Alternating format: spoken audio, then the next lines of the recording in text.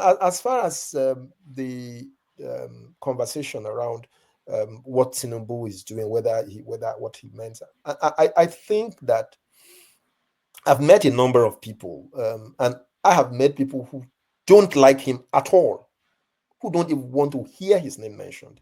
And you mention his name in their presence at the risk of having a further healthy conversations with them. But one thing virtually all of them have said is that he's able so far to do certain things that government since 1976 have not been able to tackle, especially as it concerns corruption around the oil economy, that he's able to deal with.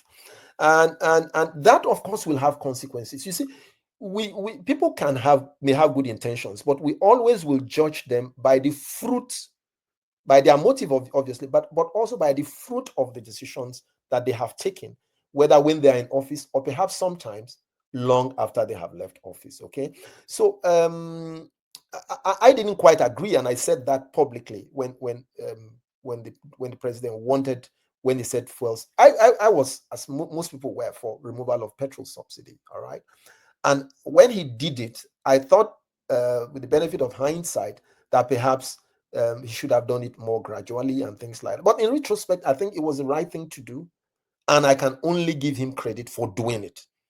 It's not easy. It's hurting. Nigerians are really, really, really hurting.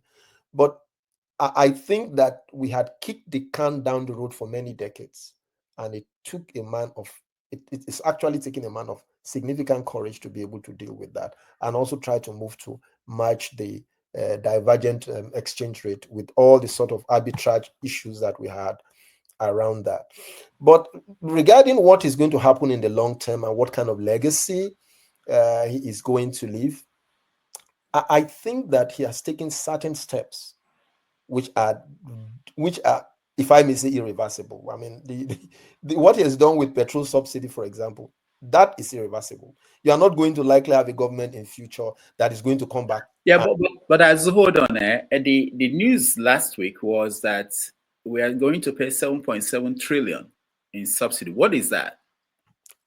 Great question. I've been out of the country for about 3 weeks. All right. Now, what I'm able to gather as far as that is concerned is that, the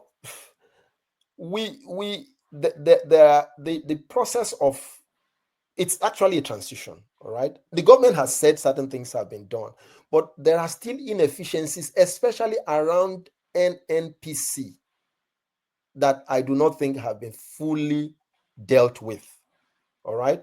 And until those inefficiencies are completely dealt with, there will be problems of the sort of thing that you have mentioned about subsidy and all of that happening. But ultimately, I think we're in a place where, and of course, while that matter came up, you saw that side by side with both the Dangote refinery and NNPC dropping petrol prices.